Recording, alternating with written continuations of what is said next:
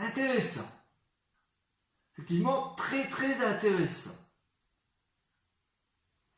Alors vous êtes là? Comment allez-vous le petit équipage? Bienvenue dans notre 15e étape, 15e escale de notre magnifique voyage. Alors j'étais en train de regarder le livre des incroyables brevets, des inventions, plein de nouvelles inventions, certaines vraiment fantastiques, d'autres dont on se demande si elles ne sont pas un petit peu utilisées de manière abusive. Hein, les machines, toujours les machines, mais il faut bien de l'énergie pour les faire fonctionner les machines. Alors certaines nous sont quand même bien utiles, hein, comme le petit appareil là, qui me permet de communiquer avec vous.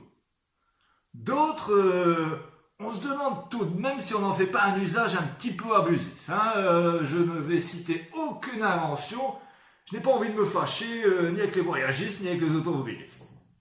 Bon, en tout cas, moi ce que je sais, c'est que notre petit coucou, hein, au niveau énergie, pas bien compliqué, un petit bol de croquettes, et ça y est, c'est parti, ça redémarre.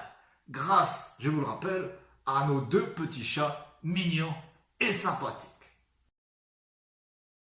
Revenons à nos inventions.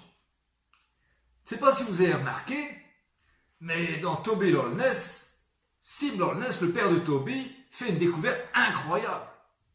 Il arrive, grâce à l'énergie de la sève de l'arbre, à créer Balaïna et à le faire fonctionner tout seul, comme un petit robot. Découverte incroyable. Mais au départ, c'était juste pour amuser son fils, mais tous les habitants de l'arbre, grâce à cette énergie, viennent voir Toby, viennent voir Sim, et lui demandent d'utiliser cette énergie pour plein de machines, plein d'inventions, etc. Tout à tort et à travers. Alors je vais vous lire un petit extrait pour vous montrer la réaction du père de Toby face à tous les gens de l'arbre. Cette semaine, des centaines de personnes sont venues chez moi. Tous voulaient me présenter une utilisation possible de mon invention. Tous étaient très malins, parfois très sincères. On parlait de système pour faire le pain plus vite, pour voyager plus vite, pour faire le chaud, pour faire le froid, pour couper, creuser, transporter, communiquer, mélanger, et même des systèmes pour réfléchir. Ah, la méthode Balaïna allait changer la vie. La foule a applaudi. Oui, la méthode Balaïna allait changer la vie. Ils étaient prêts à porter mon père en triomphe. Mais ils continuaient. Le seul ennui, dit Sim, c'est que j'aime bien cette vie et que je n'ai pas spécialement envie de la changer. Le seul ennui est que je veux juste prouver que l'arbre est vivant.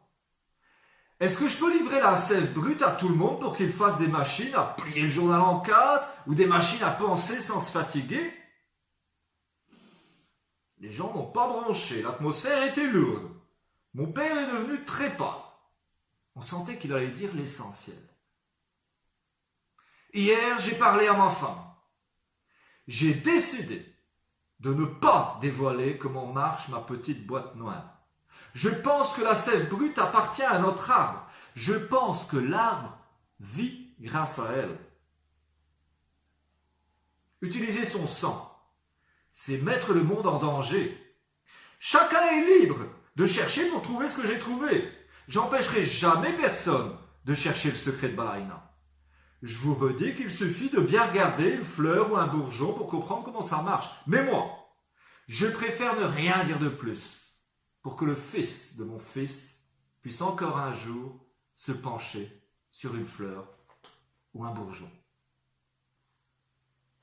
Et voilà. Voilà la réaction de Sim Lollness face à tous ces habitants de l'arbre qui veulent utiliser l'énergie de la sève brute pour en faire des machines tout un peu plus farfelues et souvent bien inutiles. Chapitre clos sur les machines. Alors, je vous rappelle tout de même que cette semaine, nous avons un concours incroyable, exceptionnel, pour départager les participants au Critérium.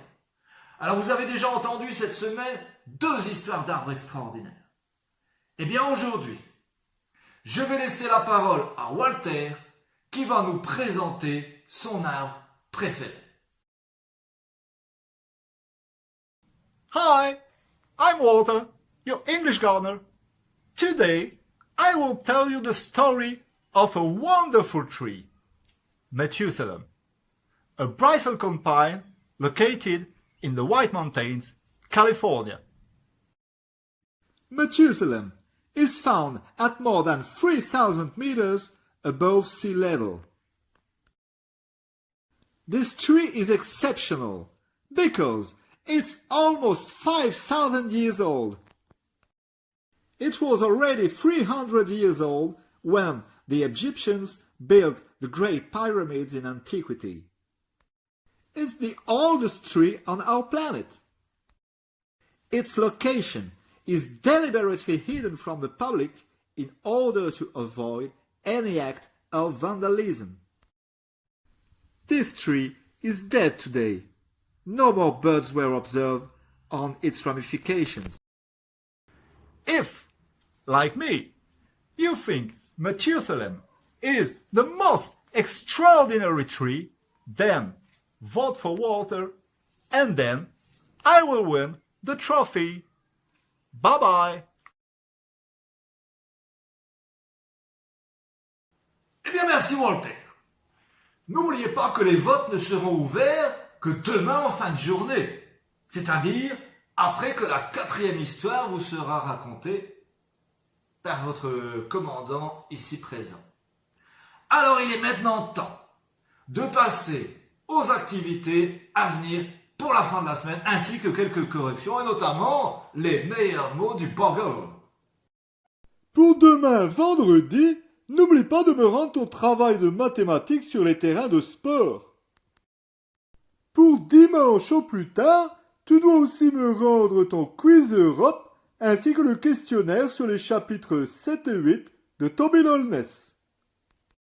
Et maintenant, les meilleurs mots du Bogle. Bravo à Gabin qui a trouvé le mot awale, car on peut aussi l'écrire de cette manière. En 6 lettres, vous avez trouvé le mot tolérer, aussi le mot sortie. Bravo à Yanis qui a trouvé en 7 lettres le mot étroite. Et un grand bravo à Yanis, Thiago, Gabin et Anis qui ont trouvé le mot mystère, Walter. Eh bien, cette 15e étape touche à sa fin. Il ne me reste plus qu'à vous souhaiter une bonne fin de journée. Et en attendant, gardez la frite!